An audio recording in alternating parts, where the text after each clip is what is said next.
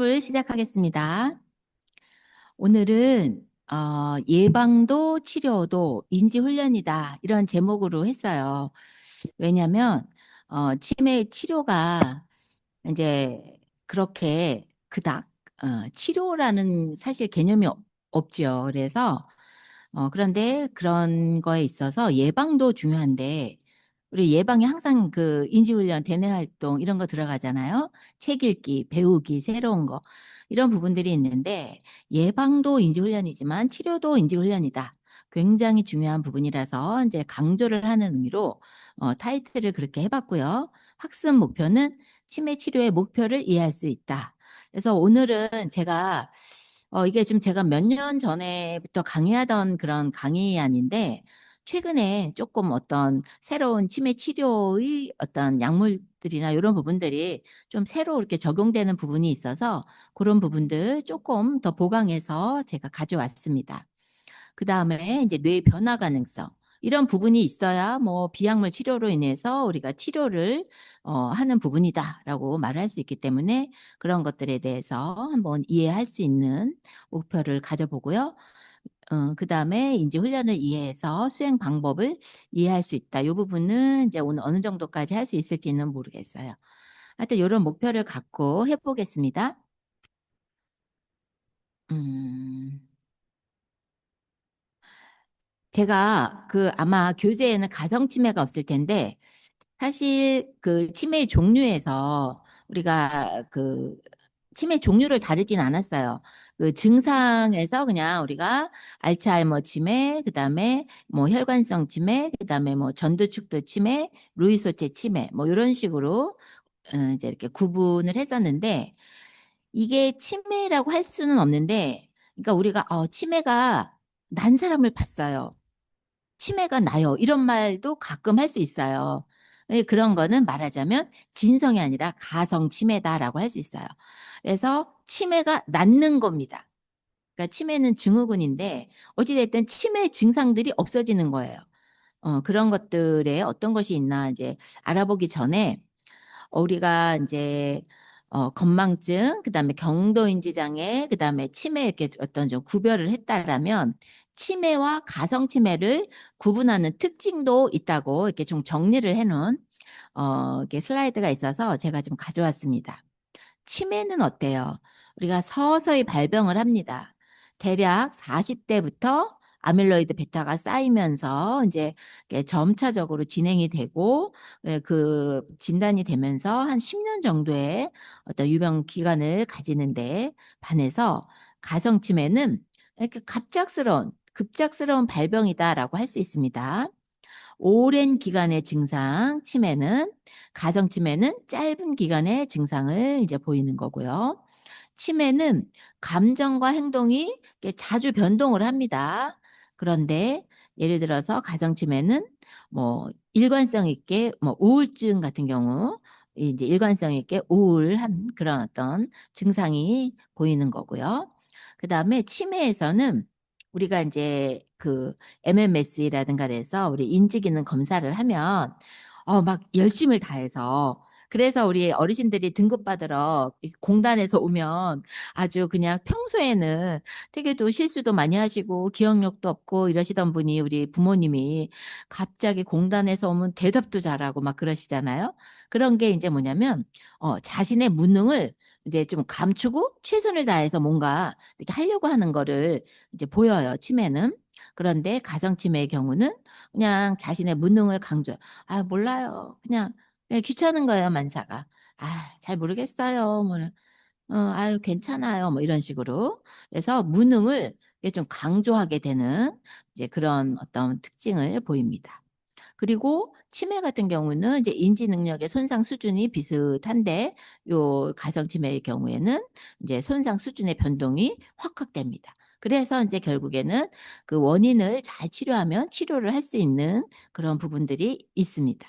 그래서 대표적으로 네 가지를 들 수가 있어서 네 가지를 한번 이렇게 정리해 드리면 첫 번째는 선망이라고 해요.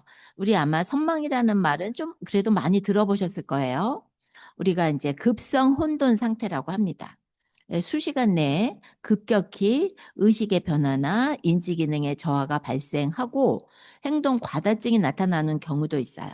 그래서 선망은 노인에게 전신 마취 수술, 뭐 예를 들어서 우리 여러 가지 경우를 수술하잖아요.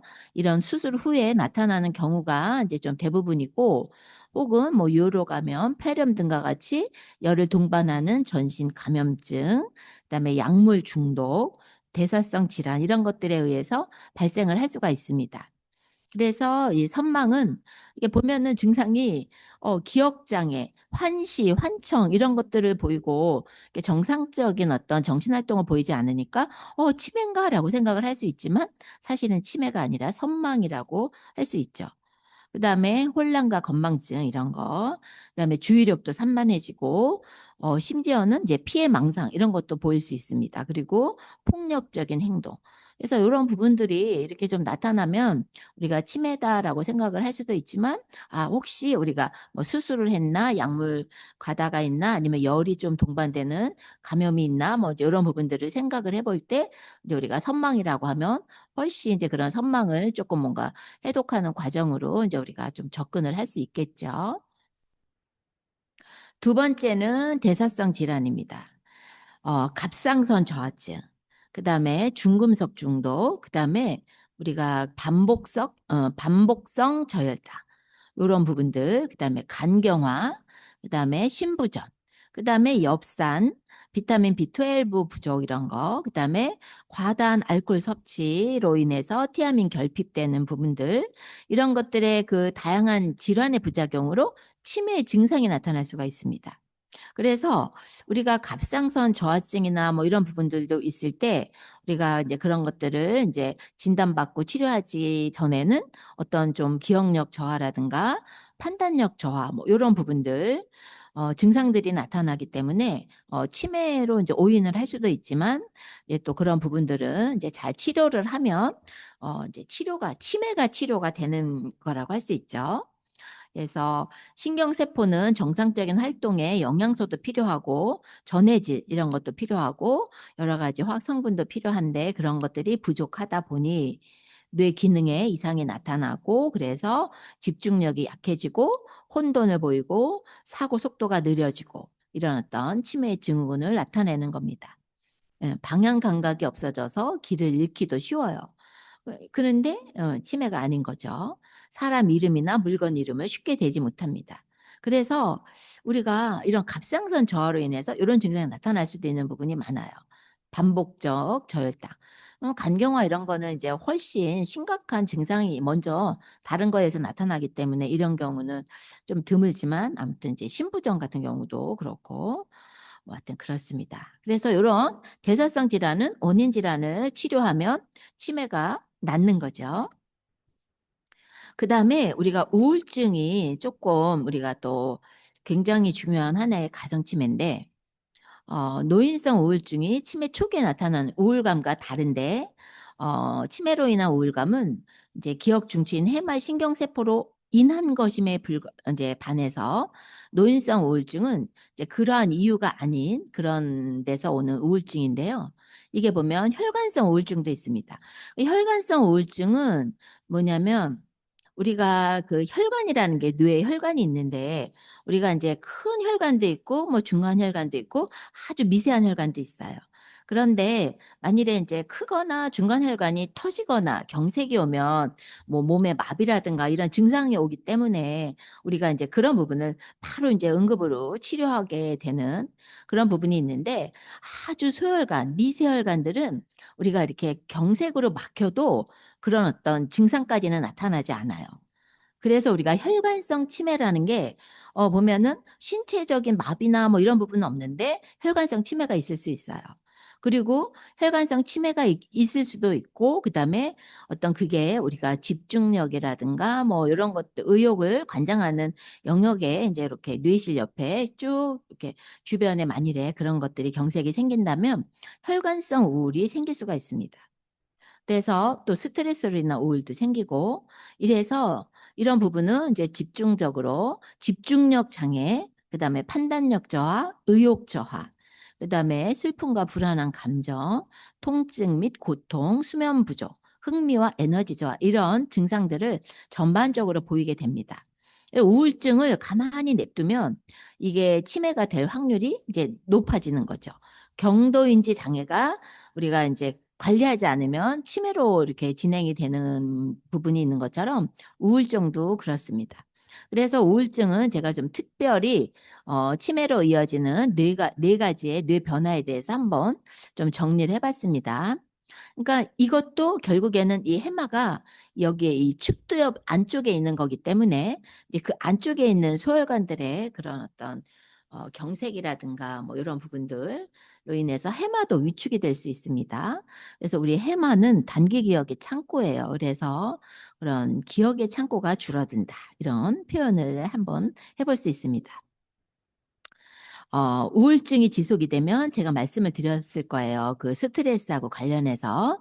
스트레스는 만병의 원인인 것이 여러 가지 이제 우리가 스트레스에 반응하기 위해서, 이제 그 호르몬을 분비를 하는데, 이제 그 중에서 코티솔이라는 호르몬은 우리의 혈당, 왜냐면 에너지를 우리가 이제 비축을 해야 되잖아요. 우리가 이제 스트레스를 받았을 때. 그래서 코티솔이 이제 증가를 하게 되는데, 이 코티솔은 이제 결국에는 인슐린 저항성을 증가시키면서 기억을 담당하는 해마를 위축을 시키는 겁니다. 네, 신경세포 연결을 감소하는 거죠. 뇌 가소성을 감소하고 결과적인 겁니다. 학습 능력에 저하를 가져와요. 두 번째도 염증을 증가합니다. 뇌가 천천히 손상이 되고 이런 부분은 우리 알츠하이머의 원인 물질 베타밀로이드의 축적을 증가하고 신경세포의 손상 증가 이런 부분은 아마 제가 이제 3강에서 치매 요인에서 충분히 설명을 한 부분인데 그냥 한번 정리를 한 겁니다. 뇌 신경세포 연결 감소, 생각의 길이 좁아진다. 그래서 우울증 상태에서는 뇌 신경세포를 성장시키는 BDNF라는 물질이 있는데 그게 이제 감소한다는 거예요. 그러니까 이런 부분들은 해마 기능을 약화하고 새로운 기억 저장, 그러니까 하나의 영양제라고 할 수 있어요. 그때 제가 1강에선가 2강에선가 어떤 우리 선생님이 우리 여기 참여하신 선생님이 저한테 그걸 물어봤던 것 같아요. 뇌 영양제가 뭐 있어요? 뇌가 좋아지는? 그래서 제가 그거 나중에 나옵니다 그랬는데 아마 그 4강에서 그 BDNF에 대해서 잠깐 언급은 했는데 자세히는 못했어요. 근데 우리가 어, 근력 운동을 하면 우리 근육에서 BDNF 물질이 이렇게 생성이 되면서 뇌에 영양제라고 할 수 있어요.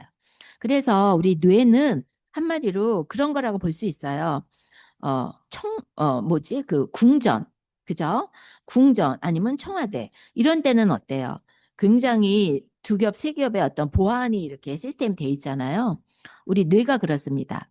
그래서 뇌는 비비비로 이렇게 둘러싸여 있어요. 그래서 우리가 예를 들어서 뭐 감기가 걸리고 뭐 이런 몸에 염증이 있어도 뇌로 바로 연결되지 않아요. 뇌에서 그게 세균이라든가 이런 부분들이 바로 혈류를 타고 뇌로 가지 않아요. 뇌에서 막아줍니다. 비비비가. 왜냐하면 우리가 진짜 지금 살고 오면서 몇십 번에 혹은 몇 백? 몇 백이 될까? 하여튼 몇십 번에 그런 그 염증을 우리가 이렇게 경험을 했는데 우리가 그때마다 이게 뇌세포로 가면 우리가 뇌 염증이 생기죠. 그러면 이제 그거는 아주 굉장히 큰 치료를 받아야 되는 상황이 됩니다. 그래서 그런 세균들을 다 막아주는 비비비가 있어요. 그런 부분들이 있기 때문에 우리가 사실은 파킨슨의 치료제가 도파민이거든요. 그 도파민이 부족해서 이제 우리가 여러 가지 이렇게 진전이라든가 근육 경직이라든가 이런 부분이 오는 건데 그 도파민을 우리가 뇌로 직접 투여할 수가 없습니다. 그래서 사실은 이제 파킨슨의 치료는 그 도파민의 전구체, 아주 굉장히 작은 입자, 그래서 L도파라고 그런 부분을 우리가 이제 이렇게 투약을 하게 됩니다. 그래서 그게 이제 뇌를 통과해서 그 안에서 이제 도파로 이제 이렇게 변환이 되면서 이제 이렇게 작용을 하는 부분이에요. 그래서 우리가 이제 제가 왜 이렇게 말씀을 드렸냐. 이 BDNF라는 것이 우리가 운동을 함으로써 근육이 생성이 되고, 아니지. 이제 근력 운동을 하면서 BDNF가 생성이 되고, 그것이 우리의 그 뇌로 이어져서 흡수가 되면, 그거는 얼마든지 우리의 뇌의 영양제로서 해마를 강화시키고, 우리 뇌세포를 이렇게 단단하게 해주는 그런 영양제 역할을 하는데, 이게 만일에 외부의 어떤 하나의 그 물질로 개발이 돼서 우리가 주사를 맞거나 먹는 약으로 먹을 수 있다. 이러면 이건 아마 모든 부자들에게는 굉장히 큰 영양제로 될 거예요. 근데 이게 두 가지 면에서 아까 제가 비비비라고 말씀드렸죠. 그래서 아마 흡수가 될 수 있는 그런 BDNF는 만들 수가 없고요. 그리고 이게 만들어지지가 않습니다. 우리 그 인체 신비가 그런 거예요. 어, 이게 그냥 천연계가 모든 사람에게 공평하듯이 우리의 그 모든 그 영양제는 우리 스스로 이렇게 생성할 수 있게 되어 있습니다. 그래서 BDNF라는 것이 그렇다는 거예요. 근데 이제 우울증 상태에서는 우리가 운동도 안 하고 이렇게 조금 의기소침해지기 때문에 이런 BDNF가 감소한다는 거예요. 그 다음에 생활 변화, 뇌를 사용하는 시간이 줄어들죠. 우울증이 심해지면 사람을 만나게 되지 않고 활동량이 감소하고 수면이 불규칙해지고 식욕의 변화 이런 부분들이 있어서 네, 이런 부분들은 우울증은 치료를 하면 됩니다. 치료를 하면 이거는 내성도 없고 중독도 안 돼요. 우리가 이제 정신병에 있어서는 항정신병 약물은 좀 중독의 위험성이나 부작용이 있습니다. 그래서 우리가 그 부분들을 참 염려하고 그래서 참 쉽게 우리가 그 정신과 약물은 참 사용하기가 힘들어요. 근데 우울증은 그렇지 않습니다.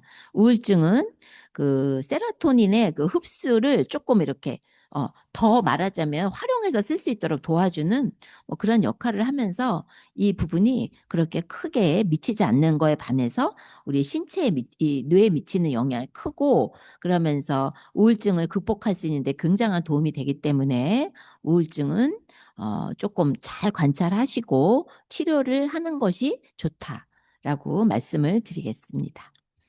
그 다음에 이제 가정치매의 네 번째는 정상압 수두증이라고 그 우리가 이제 뇌가 우리가 이제 선생님들 우리 그 몸무게의 2%가 뇌라고 했어요.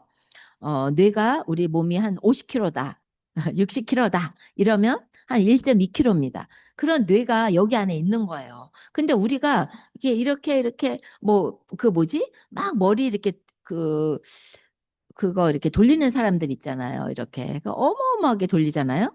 그런 것들을 할 수 있고 우리가 뭐 이렇게 좀 회전도 할 수 있고 이렇게 하는 게 하나도 힘들지 않은 게 이유가 뭔지 아세요?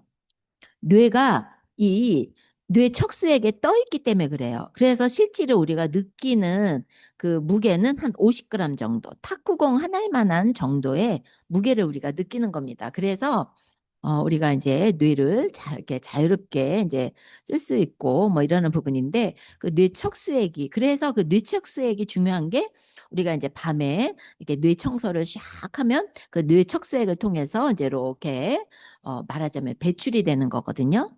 그렇게 해서 뇌척수액이 여러 가지로 이제 중요한 역할을 하는데 그 뇌척수액이 이제 여러 가지 원인에 의해서 이제 많아지는 겁니다. 과다하게 생성이 되면 그게 이제 이렇게 뇌를 둘러싸고 그다음에 뼈가 있잖아요. 그 뼈는 이제 한정이 돼 있고 그러기 때문에 척수액이 많아지면 척수액이 뇌를 압박을 하게 되겠죠.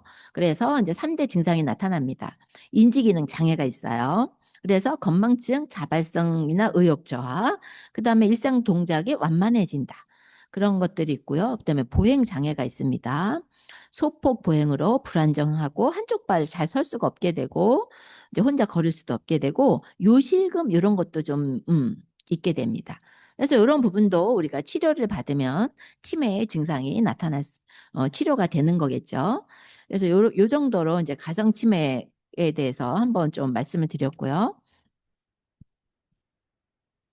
제가 이제 치매 약물 치료에 대해서 말씀을 이제 드렸는데 교재에 아마 인지 기능 개선을 위해서 첫 번째 아세틸콜린 분해효소 억제제, NMDA 수용체 기량제 이런 것들이 이제 현재 사용 중인 인지 기능 개선 약물이다. 했고요. 두 번째는 심리행동 심리행동 증상을 조절하기 위해서 우리가 항불안제, 뭐 항정신제, 항우울제 이런 약물을 복용을 하고 그다음에 약물 복용하면 관찰 잘 하면서 돌봄을 해야 된다. 이런 이제 제가 말씀을 좀 드렸습니다. 그런데 제가 왜 가운데를 띄워놨느냐? 요즘은 이런 부분들이 있는 거예요. 제가 2013년도에 그 치매 전문 간호사 교육을 받았거든요. 72시간인가를 그 보건복지부에서 후원해주고 이제 대한간호협회에서 우리 이제 간호사 임상에 있는 간호사들을 대상으로 해서 치매 전문 간호 교육을 이제 배웠는데 그때 우리가 이제 치매 치료제가 뭐 개발이 됐대 막 이런 얘기도 있었어요. 그래서 우리 역할이 이제 없어지는 거 아니야? 막 이런 얘기도 했었는데, 음. 근데 이제 지금 그게 2013년도니까 지금 한 13년, 4년째인데, 네, 뭐, 사실, 아세틸콜린 항체 주사라는 게 있습니다. 그다음에 타우 단백질 치료제가 있어요. 그래서 질병의 진행을 늦추는 치료, 원인 접근, 미래 치료. 이 두 번째 타우 단백질 치료제는 미래 치료라고 이제 한 거는 사실 아직은 가능성만 연구하고 있는 단계다라고 할 수 있어요. 제가 이제 타오라는 말은 여기서 처음 하는데 제가 왜 그러냐면 우리 선생님들이 이 짧은 시간에 너무 많은 것들을 배우면 이제 다 이해를 하지 못하기 때문에 제가 타오는 말을 안 했는데 우리가 어 그 알츠하이머 치매에서 우리 뭐 이거 나중에 조금 말씀드릴게요. 그 뇌세포를 또 이제 제가 이렇게 얘기를 이제 말씀을 드리는 그 이제 페이지가 있기 때문에 그런데 아무튼 신경과 신경을 연결하는 이제 말하자면 버스 다니는 길 같은 그런 데는 아밀로이드 베타가 쌓이고 쌓이면서 말하자면 그 도로가 어수선해지는 거고요. 타오라는 거는 이제 우리 세포 그 자체가 이제 이렇게 망가지면서 거기가 이제 타우 단백질이 변형이 이루어지면서 세포 자체가 사멸을 하는 겁니다. 그러니까 길도 망가지고 그다음에 이제 뭐 세포도 망가지고 이렇게 하는 부분이에요. 그래서 이제 이런 것들을 한번 간단하게 이제 좀 살펴볼게요. 간단하게. 지금 이제 우리 병원에 가서 만일에 이제 치매 진단을 받는다 이러면 약물을 드려요. 인지기능 개선 약물. 그게 뭐냐면 아세틸콜린 분해 효소 억제제라는 거예요. 이거는 이제 증상 완화를 하는 겁니다. 그러니까 뭐 건망증, 기억력 저하 뭐 등등등등 이런 우리 인지 증상 있죠. 그런 인지 증상들을 완화를 해주는 건데 이게 초기에는 조금 효과가 있어요. 그래서 우리가 이제 그 골든 타임이라고 했잖아요. 그 경도인지 장애에서 이제 요렇게 치매로 넘어가는 요때 진단을 받고 요때 약물을 치료하면서 요때 내가 열심히 예방을 하고 이제 관리를 하면 이제 아주 이제 우리가 그 인지 악화를 예방할 수 있다라는 얘기죠. 이 아세틸콜린이라는 것이 뭐냐면 기억과 학습에 중요한 역할을 하는 하나의 신경 물질이에요. 그런데 우리가 이것을 아까도 이제 말했지만 뇌에 비비비가 있기 때문에 우리가 이런 것들을 만들어서 뇌에 주입을 하지 못해요. 그런데 다만 우리가 이제 그 신경세포 에서 이제 그 역할 연결을 할 때 이런 어떤 신경 전달 물질을 이용해서 우리가 이제 여기서 예를 들어서 뭐 전라도를 간다, 부산을 간다, 뭐 대구를 간다 할 때 우리가 버스를 타고 다니는 것처럼 그렇게 그러면 뭐 고속도로에서 뭐 또 티켓팅도 하고 뭐 이렇게 해야 되는 것처럼 우리의 그 뇌세포 사이에 그 시냅스가 다 연결이 정말 그렇게 짧은 찰나에 다 이루어지는 부분이고 그럴 때 사용되는 게 아세틸콜린입니다. 그런데 아세틸콜린을 우리가 주입을 할 수는 없어요. 근데 우리가 이제 신경세포에서 아세틸콜린이 생성이 감소가 됩니다. 그러면 어떻게 해야 돼요? 우리가 아껴 써야 되겠죠? 그래서 이거를 우리가 분해를 하고 또 새로 만드는 거를 활용해서 이제 하고 이렇게 우리가 수도 정화조가 청소하면 우리가 물 쓰던 거 쓰고 막 이렇게 하잖아요. 그런 것처럼 아세틸콜린을 분해하지 못하게 하는 거예요. 그러니까 다시 말해서 아세틸콜린을 분해하는 효소를 억제를 해서 분해하지 못하게 한다 이 말인 거예요. 좀 어렵지만 이해가 되시죠? 아세틸콜린을 분해하는 효소를 막아서 신경세포 사이의 신호 전달을 조금 더 오래 유지시키는 약이다. 라고 합니다. 그래서 도네페질, 뭐 리바스티그민, 갈란타민 이런 건데 이런 거는 이제 우리가 상품명은 아니고 네 그냥 이제 성분명입니다. 그래서 이런 약들이 있고요. 이런 거는 기억력, 집중력, 언어 능력, 일상생활 수행 능력 이런 것들을 이제 증진시키는 데 효과가 있지만 이제 부작용도 있고 그다음에 이게 중등도에 들어가서는 효과가 없습니다. 그래서 사실은 치매가 이렇게 많이 이렇게 좀 이제 오래 진행이 되신 분들은 약을 먹어도 효과가 없지만 이제 또 안 먹을 수도 없고 뭐 이렇게 하니 이제 좀 드시는 거지만 실질적으로는 효과는 거의 없다라고 볼 수 있어요. 그리고 이제 두 번째 NMDA 수용체라는 거는 우리가 인슐린도 세포에 이렇게 딱 달라붙어 가지고 아마 그런 거 들었을 거예요. 인슐린이 세포의 초인종이다. 그래서 세포의 초인종을 누르면 세포가 문을 싹 열어주면 거기에 이제 혈당이 들어가는 거예요. 혈당이 들어가서 에너지로 이렇게 전환이 돼서 우리가 이제 포도당이 에너지로 이렇게 우리가 사용이 되는 건데 NMDA 그런 것도 마찬가지예요. 뇌 그 신경세포 다른 뉴런에 그런 이제 수용체가 있어서 우리가 어떤 이제 전달 물질을 이렇게 이제 얘들이 열어주면 이제 이렇게 전달이 되고 이렇게 하는 건데 이런 것들이 말하자면 말을 안 듣는 거예요. 인슐린이 말을 안 듣듯이 말을 안 들어요. 어. 그러니까 이제 이런 것들을 조절을 해주는 그런 이제 약물을 이거는 이제 중등도 이상에서 이제 조금 사용이 됩니다. 그래서 이 글루타메이트라는 신경 전달 물질을 이렇게 이제 사용을 하는데 이게 이제 과도하게 활성이 되면서 이제 신경세포가 흥분해서 손상이 되고 그래서 이거를 조절하는 게 이제 NMDA 수용체 기량제다 이거예요. 그러니까 흥분을 하지 못하게 하는 게 그런 부분들이다 이제 하는 겁니다. 그래서 메만틴이라는 약이 있고요. 중등도, 중증 치매에서 도움이 되고 이제 이런 것들이 이제 아까 여기서 보면은 아세틸콜린 분해효소 억제제 이런 약들이 그 부작용이 그 섬액을 그러니까 가져오는 게 있어요. 그래서 심장이 좀 안 좋으신 분들이라든가 이런 분들은 초기에도 이런 약들을 쓸 수가 있습니다. 그 다음에 이제 우리가 최근에 경도인지장애에서 이런 것들을 주사를 이제 지속적으로 이제 이거 한 방에 되는 게 아니고 좀 이렇게 좀 계속적으로 이제 스케줄링을 해서 맞는 부분이 있는데요. 뭐 이제 항체 주사라고 합니다. 아밀로이드잖아요. 우리가 아밀로이드가 쌓이는 거잖아요. 그러니까 일단은 알츠하이머에서 아밀로이드가 처음 생기는 거예요. 아밀로이드가 한 20년. 그러니까 40대부터 아밀로이드가 쌓이고 그러면서 이제 타우가 이제 단백질이 쌓이면서 아니 그러니까 세포가 망가지면서 이제 타우 단백질이 이렇게 쌓이고 이제 세포가 사멸이 되는 거는 한 50대부터. 그러니까 이게 한 10년 더 먼저 간다고 할 수 있어요. 아밀로이드가. 그러니까 이제 경도 인지 장애 이런 분들은 아밀로이드 항체 주사를 한번 맞아보는 거예요. 그래서 뭐 이런 어떤 종류가 있고 아밀로이드 베타 단백질을 제거하도록 이제 설계된 항체인데 우리가 뇌는 세포가 한 150억 개가 있고 그다음에 거기에 있는 수상돌기 같은 경우는 한 10개 정도가 있기 때문에 한 1,500억 개가 있는 거예요.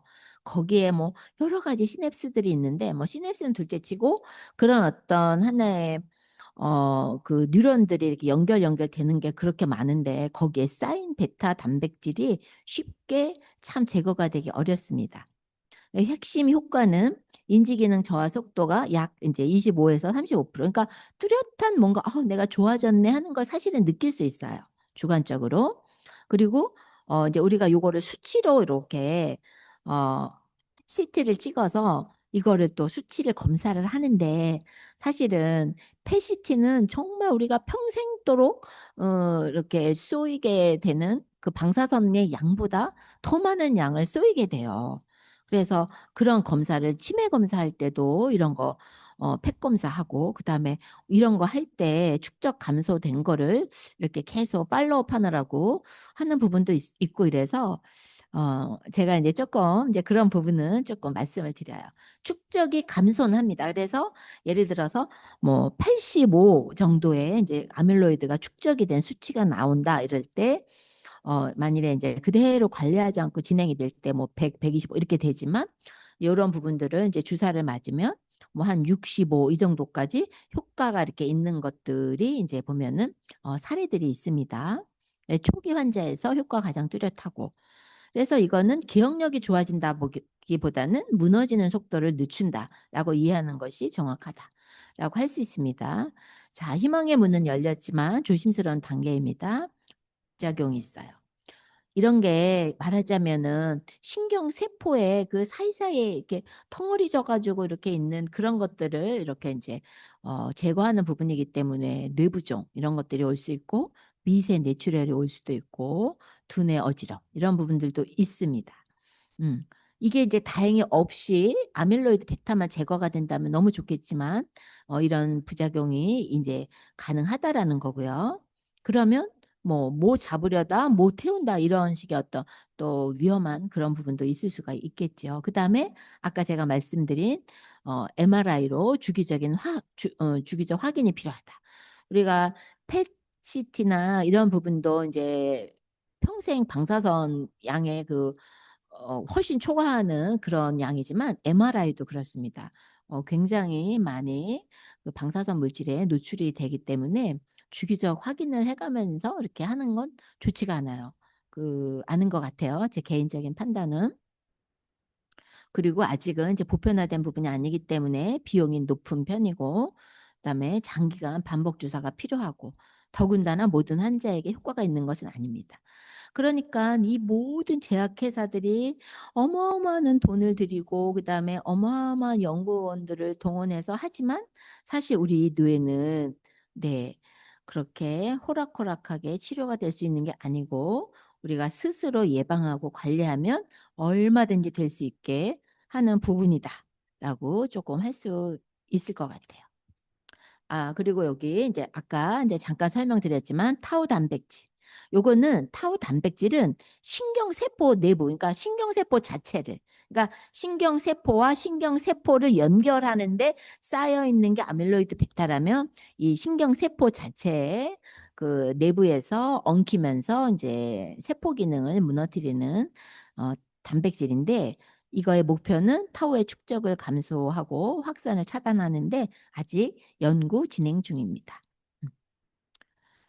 그 다음에 이제 심리행동 증상 약물 치료를 한번 보면은 우리가 기억의 문제뿐만 아니라 이 기억의 문제, 인지 증상으로 인해서 정서와 행동 변화가 나타난다고 했죠.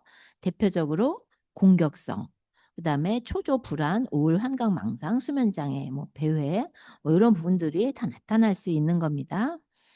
그래서 뭐 우울이 있을 땐 항우울제, 그다음에 나머지 뭐 환각, 망상 이랬을 땐 항정신병, 그다음에 불안일 때는 항불안제, 뭐 그다음에 여기에 보면은 수면 장애 이런 것도 굉장히 위험한 거예요. 우리 가족들은 다 자야 되는데 잠이 안 와가지고 그러면 가만히 있어요? 저기 부엌에 가서 뭐 이제 이렇게 냉장고 뒤지고 잘못해서 또 이제 그런 어떤 불을 뭔가 이렇게 냄비를 태울 수도 있는 부분도 있고 그다음에 방을 뭐 정리한다고 정리를 못 하죠. 근데 정리한다고 막 하다 보면 다 어지럽히고 뭐 이런 어떤 수면 장애도 굉장히 큰 문제가 있죠. 밤낮이 바뀌고 뭐 그럴 때 이제 수면제도 사용할 수 있습니다. 그래서 수면제 사용도 우리가 잠을 잘 자는 게 더 중요합니다. 수면제의 뭐 그런 큰 부작용이나 이런 부분보다는 그래서 그런 약물들이 있는데 주의 깊게 이제 관찰할 부작용은 이제 조금 과도하게 이렇게 진정이 되는지 그다음에 그래서 보행의 변화 이런 것들로 낙상 위험이 증가한다는 거 그다음에 혼돈이 악화될 수 있는 거 그러면 우리가 이렇게 약물을 좀 조절을 한다든가 뭐 이렇게 용량을 조절해야 되니까 그다음에 어지럼, 혈압 변화 이런 것도 있을 수 있고 그다음에 파킨슨 증상 같은 좀 그런 부분들도 나타날 수 있다. 그래서 우리가 이렇게 이제 심리행동 증상을 제가 이제 지난번에도 잠깐 말씀을 드렸지만은 무조건 약물을 치료하는 것이 아니라 우리가 이렇게 치매에 대해서 증상을 이해하고 그런 거에 대한 어떤 돌봄의 원칙을 이해한다라면 이런 심리행동 증상은 그래 기억이 안 되고 기억이 쪼개지고 그러니 불안할 수밖에 없고 그다음에 배회도 할 수 있고 그다음에 우리가 기억이 안 나니 망상을 가질 수도 있고 이럴 때 우리가 어떻게 대처해야 된다 그랬어요? 수용과 공감으로 그다음에 라포 형성을 하면서 우리에게 조금 하여튼 수용과 공감이 제일 중요합니다. 그것이 우리의 바디랭귀지, 그다음에 표정 이런 것들, 그다음에 언어의 톤 이런 것들이 굉장히 중요합니다. 그러면 우리가 좀 이런 어떤 심리행동 증상을 굉장히 수월하게 그런 것들을 우리가 나타나지 않고 혹이 나타나더라도 잘 이렇게 조절해 드릴 수 있습니다. 이거를 약물을 통해서 만일에 치료를 한다 이러면은 인지 악화와 더불어서 이런 부작용과 굉장히 힘들어서 정말 한 5년, 6년, 7년, 8년, 10년에 걸쳐서 정말 어떤 서서히 인지가 악화되면서 이렇게 마무리를 향해서 가는 것 말고 굉장히 급격하게 나빠지면서 이런 파킨슨 아닌 파킨슨 증상, 공격성 이런 것들이 굉장히 나타날 수 있어요. 그래서 우리가 이런 행동 증상은 무조건 약물 치료가 답이 아니다.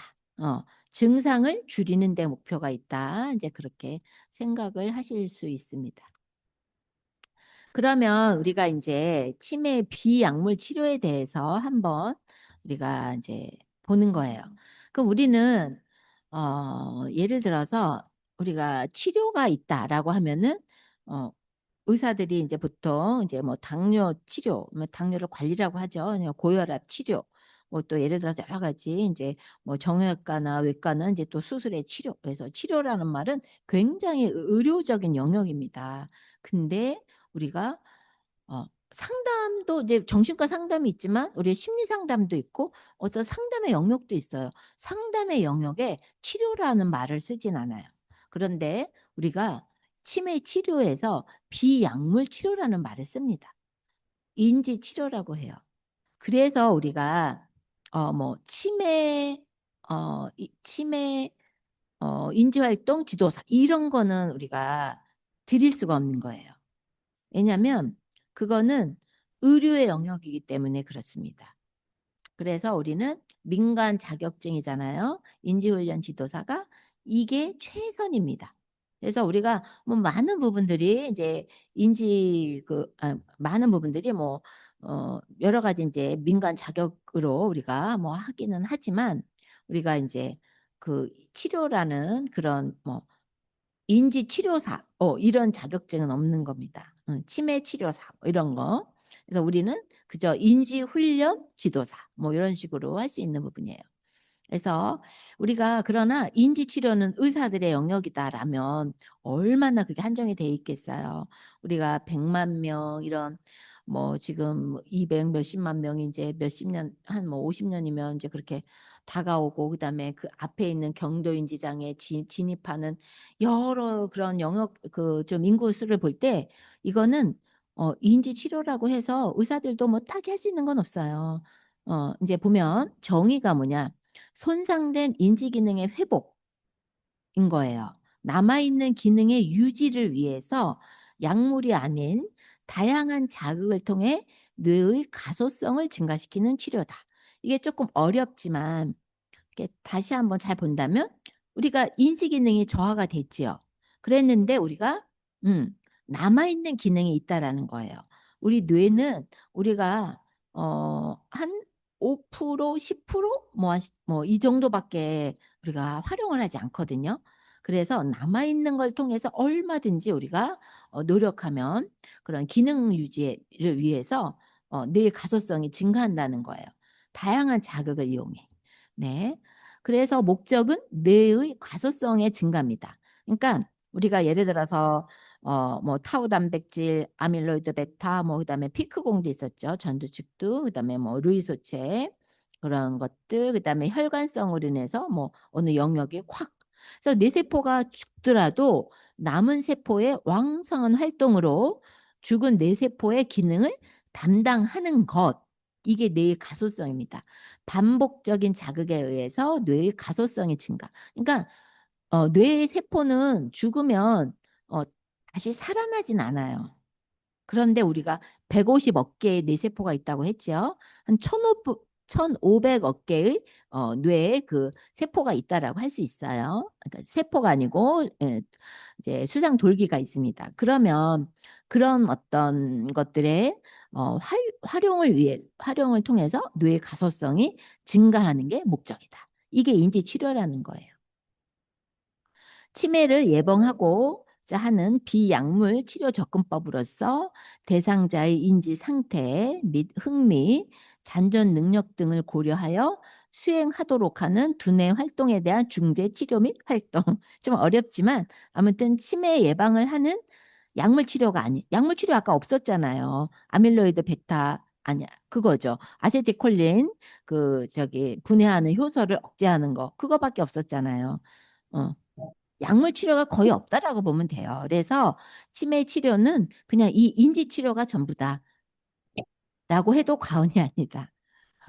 그렇게 말씀을 드릴 수 있어요. 그래서 제가 치료도 예방도 이제 인지훈련이다라고 말씀을 드린 거예요. 그래서 대상자의 맞춤식으로 이렇게 하는 두뇌 활동 이런 부분들이다라고 하는 겁니다. 효과는 보면은 뇌의 최적의 증가. 그러니까 우리는 뭐냐면 뇌가 쪼그라드는 거잖아요. 근데 우리가 영양을 공급해주고 활동을 하면서 시냅스를 연결하면 뇌의 최적이 증가하게 된다는 거예요. 그래서 우리가 운동을 하면 이 허벅지가 두꺼워지고 단단해지는 것처럼 뇌의 최적이 증가하게 된다는 거고 특히 우리 전두엽의 피질이 두꺼워진다는 겁니다. 그 다음에 이제 그래서 이거는 신경 회로가 복잡하게 되는 것으로 이제 신경 섬유가 길어지거나 갈라지고 자라난다. 그러니까 연결된다는 거예요. 신경 회로 연결망이 촘촘해지는 것을 의미한다. 보다 능률적인 상태로 인지 기능이 좋아지는 것이다. 네, 이런 부분이에요. 그럼으로써 우리가 어때요? 인지 악화를 예방을 하면 삶의 질이 높아지죠. 높아집니다. 그다음에 잃었던 자신감을 되찾고 우리가 정서적 지원을 드릴 수가 있습니다. 인지가 악화가 되면 판단력 떨어지고 상황에 맞는 행동 못하게 되고 상황에 맞는 옷 못 입고 한마디로 말썽쟁이가 되면 그렇잖아요. 그렇죠? 그래서 우리가 이렇게 어르신들이나 이렇게 어떤 치매자를 대할 때는 아이처럼 대하는 것보다는 그 지혜를 그래도 그 분이 지혜롭게 살아오신 분이라면 그 지혜가 뇌에 담겨 있어요. 그래서 그런 어떤 이렇게 조금 기억력이라든가 뭐 이런 부분들은 이제 뭐 절차 기억도 그렇고 뭐 여러 가지 기억들이 많이 이제 없어지고 뭐 그로 인해서 판단력도 떨어지고 등등 하지만은 분명히 남아있는 여러 가지 지혜로운 기억들이라든가 뭐 행동의 근거들이 남아있기 때문에 그런 분들을 항상 존중하는 그런 태도로 우리가 이제 대해야 되겠다라고 한번 말씀을 드립니다. 그러면 우리가 인지 치료의 종류는 뭐가 있나? 이제 저는 이제 주로 일단은 이제 그 인지 훈련에 이제 초점을 맞춘 이제 그런 치료를 이제 훈련 자료를 이제 소개시켜 드릴 거지만 인지 치료의 종류는 여러 가지가 있어요. 음악 치료. 네. 노래 부르기. 이런 건 너무 좋습니다. 예, 저도 노래를 평생 좀 잘 못하다가 이제 요즘 제가 어떤 분의 권유에 의해서 이제 가서 제가 평생 부르던 그냥 멜로디 말고 엘토를 부르게 됐는데 그래서 엘토를 참 부르는 게 힘들어요. 근데 제가 열심히 이제 그 악보 그 뭐지? 그 요즘은 유튜브에 그런 게 다 있더라고요. 그래서 그거 가지고 연습하고 하면서 저한테 새로운 그런 자극을 주는 겁니다. 저도 이제 나이가 저도 이제 60이 넘었으니 이제 치매 저도 예방을 해야 되는 그쵸? 50이 넘으면 40대부터 다 해야 됩니다. 이제 이렇게 치매 예방을 하고 있어요. 노래 부르기, 그다음에 악기 연주 뭐 이런 것도 너무 좋아요. 근데 제가 여기까지 못하지만 그다음에 이제 이런 리듬 놀이, 민요 이렇게 뭔가 꾸준히 하는 것도 좋은데 근데 이제 다만 꾸준히 하는 거를 계속 하는 것보다는 항상 좀 뭔가 발전적으로 조금 다양하게 이렇게 뭔가 또 새롭게 해보는 것이 자극이 되기 때문에 중요합니다. 그러면 더 좋아요. 그다음에 이제 원예 치료 이런 거 있죠. 원예 치료는 너무 좋습니다. 화초 심기, 관리, 꽃꽂이, 공예, 치유팜 요즘은 제가 몇 년 전에도 이제 이게 좀 나왔는데 치유팜 활동지도사도 있어요. 이게 뭐냐면 어떤 하나의 그 텃밭 같은 거를 이렇게 만들어서 대상자하고 이렇게 가서 텃밭에서 이렇게 뭔가 이제 그 하는 거예요. 그 활동을.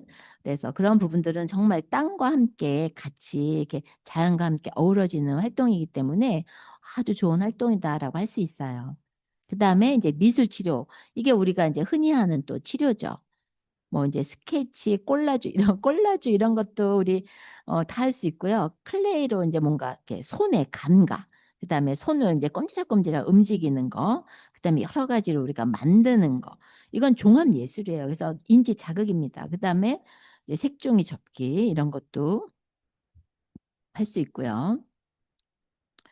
그렇습니다. 미술 치료. 그다음에 그래서 우리가 그 센터나 이런 데서 어르신들이 주로 많이 하는 거는 만들기도 하고 그러는데 이제 색종이 접기는 우리가 이제 수준이 다양하기 때문에 이제 조금 어려우면 이제 조금 우리가 색종이를 이렇게 찢어서 이렇게 뭐 그림에다 붙이는 거, 색칠하기 뭐 이런 것들 뭐 그런 어떤 이제 프로그램도 좀 할 수 있고요. 얼마든지 많이 있죠. 그 다음에 이제 인지 훈련이 이제 언어, 수리 등 영역별로 이제 하는 부분이 있고요. 그 다음에 이제 또 감각 훈련도 있습니다.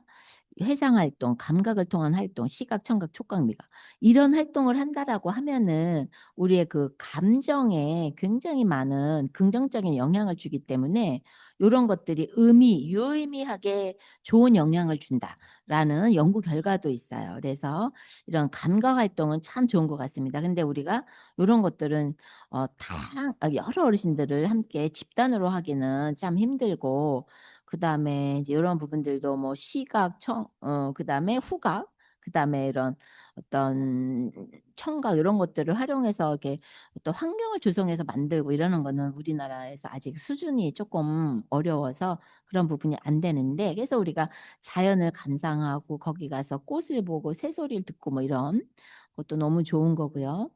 그 다음에 이제 중요한 게 신체 인지 훈련이 있습니다.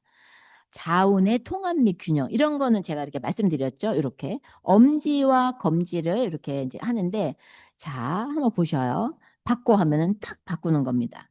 바꿔 짠 바꿔 짠 이거 제가 하니까 좀 쉬운 것 같죠. 우리 선생님들도 한번 해보세요. 이게 쉽지 않아요.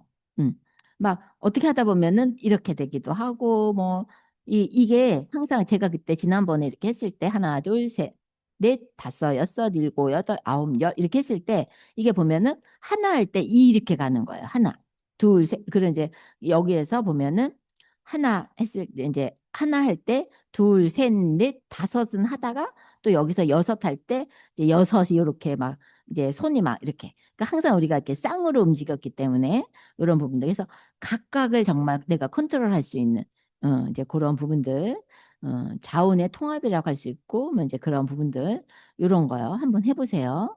어, 나이가 정말 드시면 이런 거 하는 것도 어렵습니다. 이런 거 하는 것도 어렵고 그다음에 이렇게 검지, 그다음에 뭐 중지, 그다음에 약지, 이게 이제 애지 뭐 이런 식으로 이런 거 드는 거 이런 것도 좀 어렵고 뭐 그렇습니다. 그래서 이런 거 거미가 줄을 타고 올라감 이런 식으로 이제 하는 자원에도 있고 그다음 중요한 게 근력 및 지구력이라고 했습니다. 이게 또 제가 그 5가지 그 치매 예방 활동 중에 가장 중요하다고 했잖아요. 신체인지 훈련이. 그래서 이 근력 운동 너무 중요하고 지구력도 중요하고 유연성 뭐 이런 것들. 그래서 이런 것들은 직접적으로 해마를 자극하면서 해마를 우리가 키울 수 있다고 했어요. 그래서 이런 어떤 인지 치료, 신체 인지 훈련도 이제 비약물 치료에 속하는 겁니다. 그래서 제가 이렇게 보면은 여러 가지 이제 병원에서 연구를 해요. 연구센터하고 이렇게 연결을 해서 그러면 이제 좀 어떤 경도인지 장애 분이나 치매 초기에 이런 분들, 특히 경도인지 장애 어르신들을 조금 해가지고 이제 우리가 그 어떤 하나의 그 인지 훈련이 어떤 부분들이 이렇게 이제 효과가 있느냐라는 연구를 할 때 반드시 들어가는 게 운동이에요. 그다음에 식단, 그다음에 이제 어떤 컴퓨터를 하는 인지 훈련. 그래서 컴퓨터를 하는 인지 훈련만 가지고 또 한 연구도 있어요. 그렇기는 한데 그래도 그것도 효과가 있지만 대부분은 아무튼 이렇게 그런 신체 훈련, 그다음에 식단 흡단 이런 부분들 같이 해야 효과가 이제 배가 된다라고 할 수 있습니다. 그래서 이제 저는 이제 여기 지금 네 번째 인지 훈련 요 부분을 보면은 인지 훈련 프로그램은 대상자에게 어떤 이제 특정 우리가 뇌가 영역이 있어요. 언어 영역, 뭐 하다못해 클래식 영역도 있고요.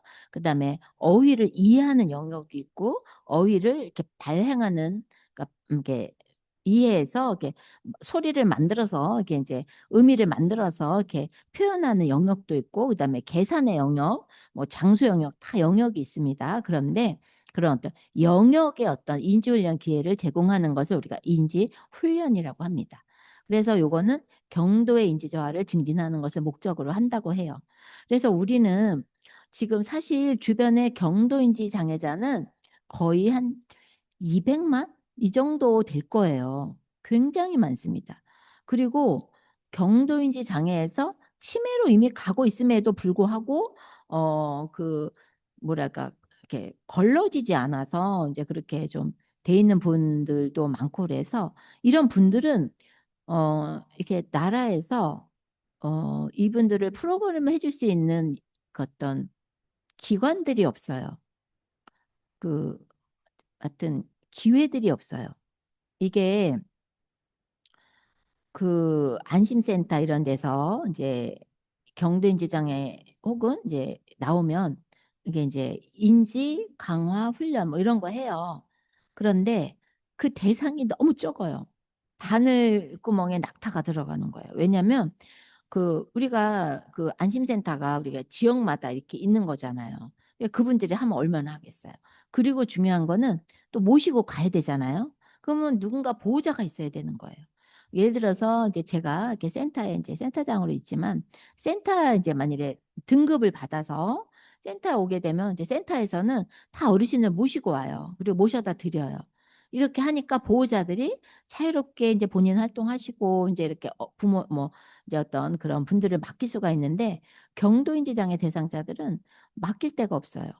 그러면 이제 그 거기를 가야 되는데 그래서 제 친구 언니가 음 조금 한 60대 후반 그 정도의 이제 경도인지 장애를 이제 보이고 있는 거예요. 한 말만 또 하는 거예요. 여러 사람이 대화하고 있는데. 그런데 그 누가 해주냐고요. 해줄 수 있는 사람이 없습니다. 그래서 저는 그것이 참 안타까웠어요. 그런데 그런 분들을 지금 여기에 계신 선생님들이 보면 대부분 봉사활동을 한다. 난 이제 그런 거에 목표가 있다라고 말씀을 하셔요. 봉사활동을 하다 보면 또 어떤 직업의 기회도 생기겠죠. 그런 분들이 이게 뭔가를 좀 이렇게 할 수 있는 이제 그런 부분들을 조금 하면 좋겠어요. 제가 2019년도에 어떤 선생님들하고 이제 이런 교육을 했을 때 막 이제 우리가 진짜 지금은 놀이방이 아니라 어르신들 놀이방을 만들어야 된다. 막 그런 얘기도 하고 막 이랬었는데, 하여튼 경도의 인지 저하를 증진하는 것을 목적으로 합니다. 그런데 언어와 수리에 조금 집중을 많이 하고 있어요. 사회 영역도 있지만은 그래서 뭐 이제 우리가 언어로 할 수 있는 부분이 있다라면 뭐 전래동화, 고사성어, 이소부화, 낱말, 속담 이런 여러 가지 영역의 이제 그런 어떤 일반적인 그 언어를 합니다. 그 다음이 이제 수리가 있어요. 계산. 그 다음에 도형. 그쵸? 그 다음에 규칙, 뭐 비교, 그 다음에 칠교.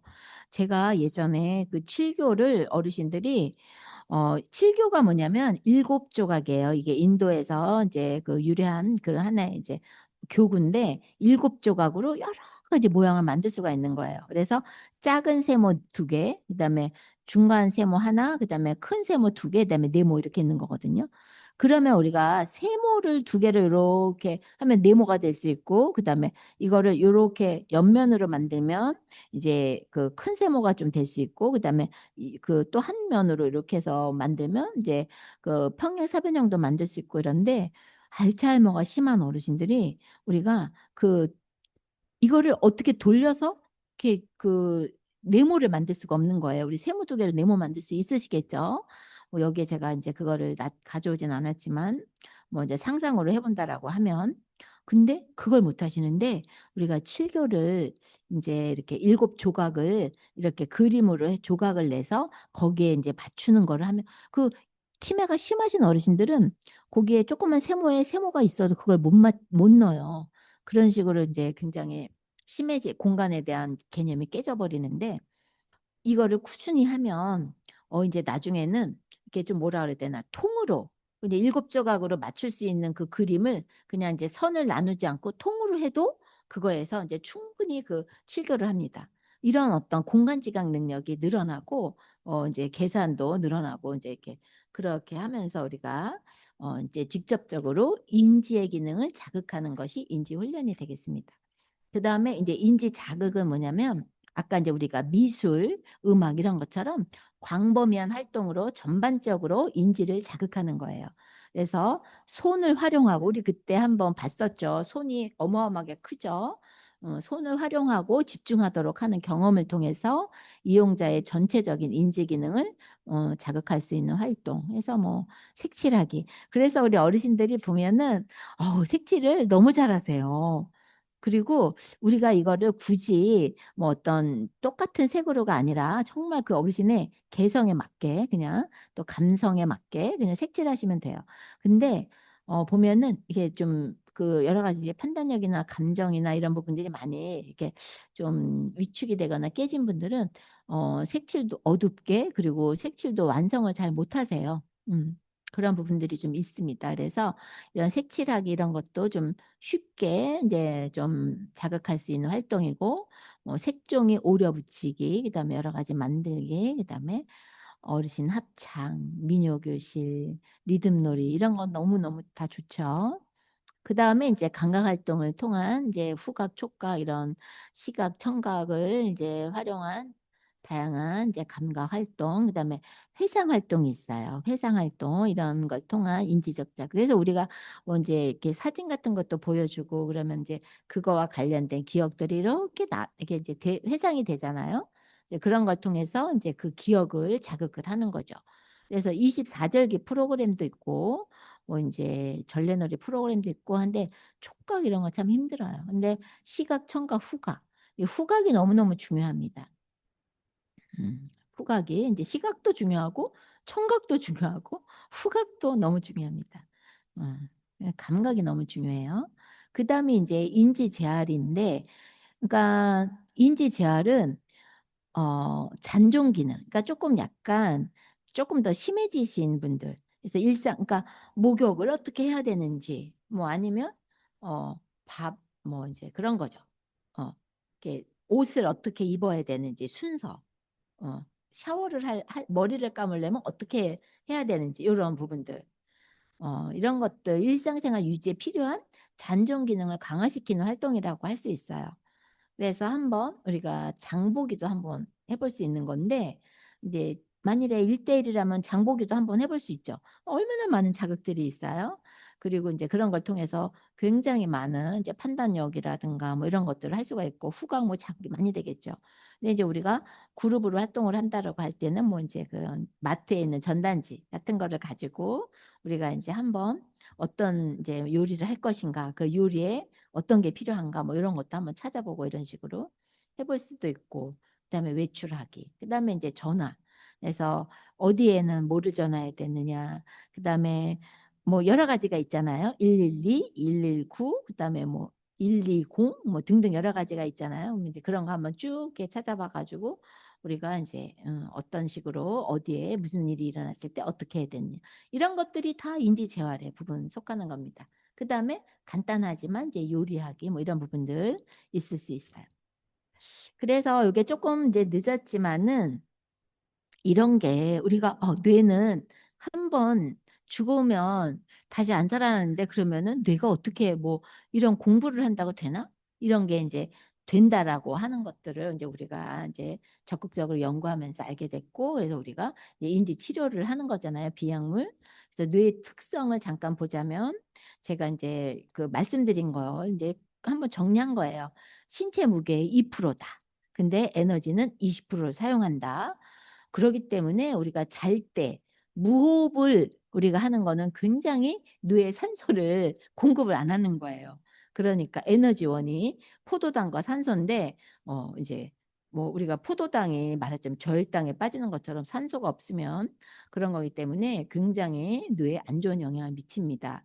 그래서 입 벌리고 자는 거 이제 안 좋고, 입 벌리고 자는 게 이제 이 뇌에 제가 그때 말씀을 못 드렸었는데, 뇌하수체가 여기 바로 여기 있는데, 우리가 코로 숨을 들이쉬 마시면 뇌하수체를 통해서 우리가 뇌의 환기구가, 그래서 뇌가 숨을 쉬고 산소를 충분히 신선한 산소를 이렇게 들이마시는데, 우리가 이제 코로 이렇게 숨을 들이마시지 않고 입으로 들여마시면 그냥 폐에서만 순환이 되기 때문에 이게 안 좋다라고 할 수 있어요. 그래서 그런 부분은 이제 고쳐야 되는 거고, 뇌세포의 수는 150 어깨. 수상돌기가 요런 겁니다. 여기 보면은 제가 한번 볼까요? 요게 수상돌기입니다. 요게. 근데 이제 요게 지금 뭐 어찌됐든 그림은 이렇게 그렸는데, 요런 게 대략 한 10개 정도 있다라고 보면 돼요. 그래서 요런 것들이 이제 다른 세포에 이렇게 있을 때 이제 이렇게 연결을, 그러니까 요 세포가 있고 이제 얘도 이렇게 그러니까 여기에 세포가 있어서 연결이 되는 겁니다. 그래서 아까 이제 말씀을 드린 게 뭐냐면, 어, 여기에 쌓이는 게 이제, 여기에 쌓이는 게 아밀로이드 베타고, 요 이제 축삭이 여기 쌓이면서 이게 말려 올라가면서 여기에서 생기는 게 타우 단백질이에요. 그래서 요게 이제 망가지는 게 이제 타우가 이제 망가지는 거고, 한 10년 정도에 그런 이제 50대부터 이제 생기는 거고, 치매가 발생하기 전에 한 10년 전부터 이제 증상이 생기는 거다라고 할 수 있어요. 그래서 요런 거는 이제 한 10개 정도다라고, 이제 한 뭐 7, 8개라고 한 1000억 개 이상이다라고 할 수 있는 겁니다. 그 다음에 이제 시냅스는 이제 5천조 이상. 요 시냅스는 뭐냐면, 시냅스는 이제 요거예요, 요거. 그러니까는 요게 지금 보면은 이렇게 이제 요게 이겁니다, 이거. 수상 돌기. 수상 돌기고, 요게 수상 돌기고, 요거는 이제 핵이고, 요걸 축삭이라고 해요. 축삭. 요게 이제 말단이고, 그래서 요게 연결이 돼서 이제 계속 이게 이렇게 가가지고, 지금 제가 말하고 있는 거를 바로 이해해서 들으시는 게 얼마나 진짜 대단한 신비죠. 그런데 요게 보면은 요게 이제 시냅스입니다. 요게 여기에 지금 다 이렇게 연결되어 있는 거예요. 시냅스가. 그러니까 얘는 여기에 있는 뉴런에서 온 거고, 얘는 여기 거예요. 여기에 그 수상돌기입니다. 뉴런의 수상돌기. 그래서 여기에서 이제 시냅스, 여기에 신경물질이 다 있는 거예요. 아세틸콜린, 세로토닌 뭐 등등등등. 그래가지고 여기에서 이제 물질이 이렇게 이제 분비가, 여기 지금 이렇게 붙어 있지만 이제 사실은 이렇게 좀 떨어져 있어가지고 여기에서 다 작용을 해가지고 이게 이렇게 연결이 되고 신호가 되는 겁니다. 요걸 시냅스라고 하는데, 요 시냅스는 요게 이제 이렇게 많이 있으니까 여기에 타다다다 한 10,000개 정도 있다고 해요. 여기 하나의 그 세포에. 그러니까 뭐 5,000개에서 10,000개 정도니까 어마어마하게 있는 거야. 5,000조. 그러니까 우리가 이렇게 많으니까 이런 것들을 우리가 또 훈련을 통해서 뭔가 이제 계속 개발을 하고 뭔가 이렇게 만들어주면 이제 충분히 어느 정도 이제 그 효과를 가져올 수 있다라는 겁니다. 세포가 죽었어도 다른 세포들을 살림으로써. 음. 그다음에 요 축삭, 얘 축삭이죠. 요, 요 축삭의 요 세포가, 요 길이를 연결을 하면, 그러니까 얘가 지금 150 어깨라고 했잖아요. 얘가 150 어깨입니다. 세포는. 그러니까 얘를 연결을 하면 40만 킬로미터인데, 지구 한 바퀴가 4만 킬로 정도 된대요. 그래서 지구를 한 10바퀴 정도 돌 수 있는 그런 길이라고 합니다. 어디에? 우리 머리에 있는 뉴런이, 아까 축삭이 요게. 예. 그러니까 요거를 뉴런이라고 합니다. 신경세포라고 하는데 여기에 있는 축삭을 연결을 하면, 네. 뇌세포는 태어날 때 형성된 모양 평생토록 분열하지 않고 재수명을 유지하는데 150억 개잖아요. 여기가 어마어마 많잖아요. 그렇기 때문에 우리는 충분히 이제 이렇게 뇌 가소성을 이렇게 할 수 있게끔 뇌가 만들어져 있다. 이런 뜻입니다. 음. 그래서 우리가 이제 뉴런, 아까 말씀을 드렸죠. 요게 안 지워지는군요. 자, 자, 이렇게 지우고.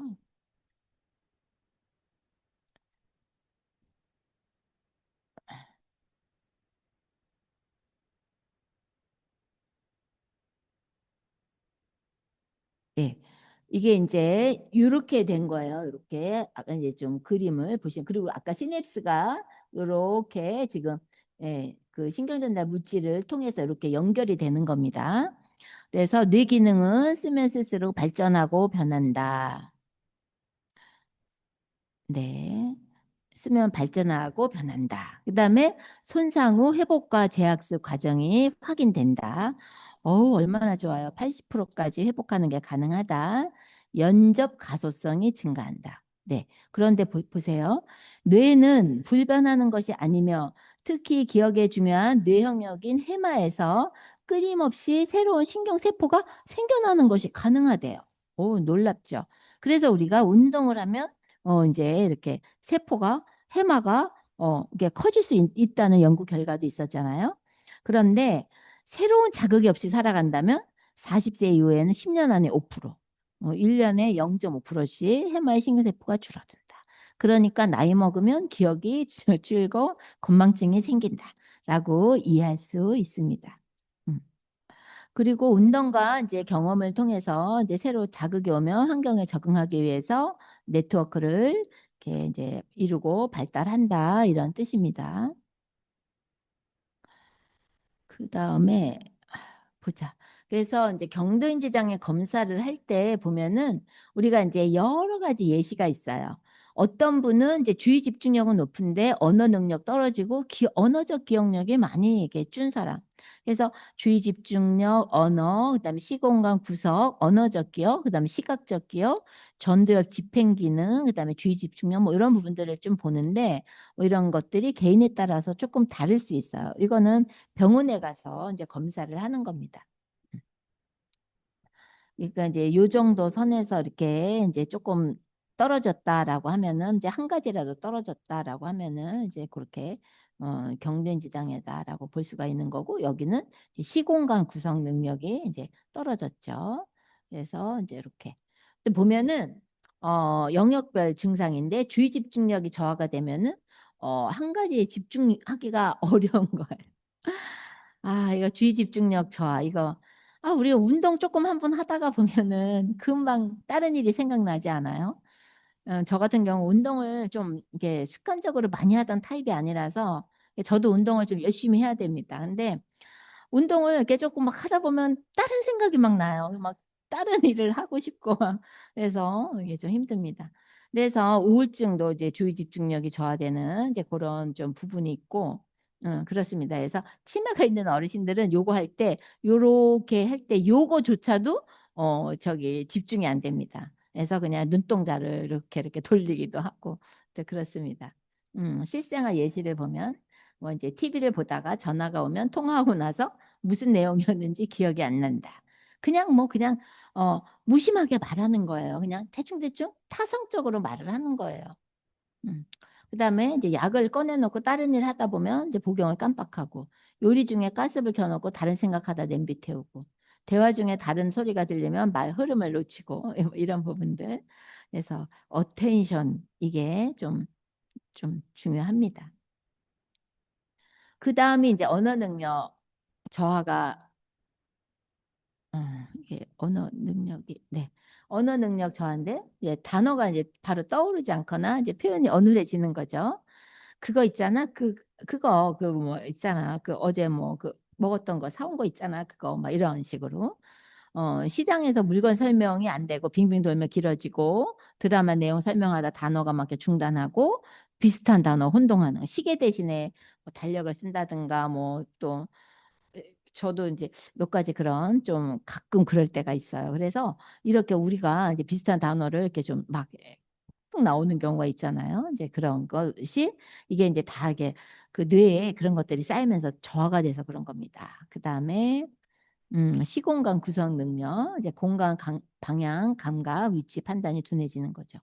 그래서 이제 이렇게 늘 다니던 길에서 방향을 헷갈리거나 엘리베이터 버튼을 잘 못 누르거나 주차할 때 차 간격 그런 판단도 어렵고 가구 배치를 바꾸면 공간 적응이 힘들고 뭐늘 다니던 그 지하철에서 내렸는데 이게 뭐 어디로 가야 되는지 막 이제 좀 어, 모르는 경우 이제 이렇게 이제 급작스럽게 나타나면 가성치매 가능성도 있고 뭐 예를 들어서 우울증이라든가 뭐 아니면 이제 이런 것들은 이제 치매에서는 이제 조금 꾸준히 나타나는 거고 그다음에 이제 제가 좀 옛날에도 증상에서 말씀을 드렸지만은 이제 이렇게 늘 다니던 길인데 뭐 공사를 한다든가 뭔가 이렇게 새로운 환경의 변화가 있을 때 이제 그런 것들에 대해서 이게 좀 잘 모르고 이렇게 좀 둔해지는 경우 이제 그런 경우도 있고 시각적인 기억력은 이제 눈으로 본 정보를 기억하고 유지하기 어려운 거예요. 방금 본 TV 출연자 얼굴 기억 못하고 새로 만난 사람의 얼굴이 금방 잊히고 약봉투 모양을 기억 못해서 복용 실수하고 물건 둔 위치를 떠올리기 힘들고 이걸 시각적 기억력이라고 합니다. 그다음에 이제 전두엽 집행 기능은 뭐냐면 계획, 판단, 순서 정하기, 문제 해결 등 이런 거예요. 은행 업무 순서를 헷갈리고 장을 보러 가서 무엇을 사야 하는지 체계적인 계획이 안 되고 요리 순서 바꿔서 하다가 이제 실패하고 돈 계산 실수 요게 제일 먼저 나타나기도 합니다. 충동 구매 증가하는 거 뭐 이런 부분들 이런 것들이 이제 영역별 증상이라고 할 수 있어요.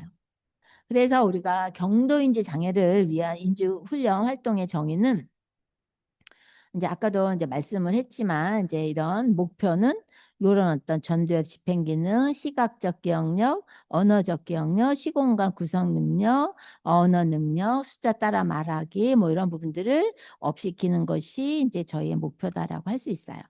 그래서 이제 실질적으로 중재한 거에 적용을 한 걸 보면 그룹 훈련 하면은 사회적으로 상호작용을 촉진하고 하기 때문에 우리가 외로움 이런 어떤 감소가 되고 정서적 안정 있는 부분이 있고요.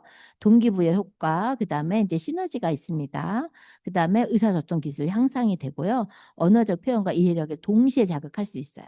그리고 이게 혼자 하는 것보다는 나는 내가 요 정도 한 개의 표현밖에 못 하는데 우리가 10명, 한 20명이 하면서 10개의 표현이 나오면 그 표현을 내가 다 자극을 받는 거예요. 그렇기 때문에 이렇게 여러 가지 그룹 훈련에 그런 어떤 시너지 효과라는 부분이 있을 수가 있고 그러나 개인 훈련을 또 한다면 개인에게 맞춤형으로 해서 난이도 조정을 해서 수준별 최적화된 훈련할 수 있다는 장점이 있겠죠. 그리고 이제 집중적으로 접근할 수 있고 그 좀 특정한 그 조금 부족한 인지 영역에 대해서 심화 훈련이 가능하고 뭐 이런 부분이 있습니다. 그래서 개인 훈련과 그룹 훈련을 같이 병행한다라면 참 좋은 건데 사실 개인 훈련을 해줄 사람이 없어요. 그렇기 때문에 참 안타까운 부분이 있죠. 이게 그룹 훈련에서는 우리가 이제 학교에서도 공부가 마찬가지지만은 이렇게 아주 공부를 잘하는 애들, 아주 좀 못하는 애들, 이런 애들은 사실 좀 소외가 될 수밖에 없어요. 어느 정도 이렇게 중간지대에 있는 사람들이 타겟이 되고 이제 그러잖아요. 근데 그룹 훈련에서는 보면은 조금 약간 이렇게 좀 잘하시는 분들 위주로 이렇게 좀 이렇게 잘 이제 진행이 될 수밖에 없는 부분이 있고 조금 개인 훈련이 좀 필요해서 예를 들어서 2 더하기 3 더하기 5가 10인데 이거를 바로 계산할 수 있는 사람이 있고 조금 바로 계산하기 어려운 분들이 있잖아요. 그런데 이렇게 그냥 그런 맞춤을 할 수가 없다는 게 조금 그룹 훈련이 아쉬운 점이기는 해요. 근데 좀 이렇게 같이 이렇게 조금 보강이 된다라면 정말 금상첨화겠다라는 생각이 듭니다. 그래서 우리가 인지훈련, 뇌는 조건에 반응을 합니다. 훈련에 반응을 하고 조건이 뭐냐면 영역별로 설계가 되고 난이도가 좀 조절이 되어 있어야 되고 그다음에 반복이 가능한 게 중요합니다. 우리가 새로운 게 중요하다 그래서 계속 새로운 거를 할 필요는 없어요. 어느 정도 반복을 통해서 이제 학습을 하는 그런 부분도 필요하기 때문에 이제 반복이 가능해야 되고 흥미를 유지해야 됩니다. 그래서 이것의 결과는 인지 유지 증진의 결과를 가져올 수 있습니다. 음. 그래서 이제 우리가 오늘은 여기까지 수업을 마치고요. 다음 시간에 우리가 이제 그 어떤 활동들로 치매가 좋아질 수 있을까요? 그래서 제가 인지 훈련을 만든 앱을 하나 만들었어요. 생생브레인 캡 심청이라고 해서 이 앱은 그냥 게임이 아니고 우리가 이제 신경인지 영역에 맞추어서 설계된 훈련 도구다라고 할 수 있어요. 그래서 이런 부분들을 이제 제가 만들었는데 이 부분은 우리가 이제 다음 시간에 우리가 좀 소개해 드리고 그다음에 수업에 대해서 이렇게 하는 부분에 대해서 말씀을 드리도록 하겠습니다. 그리고 오늘 수업은 조금 약간 이론적인 부분이 좀 많이 있어서 어려우셨을 텐데 그래도 끝까지 잘 시청해 주셔서 감사하고요. 네, 이제 수업은 이것으로 마치겠습니다.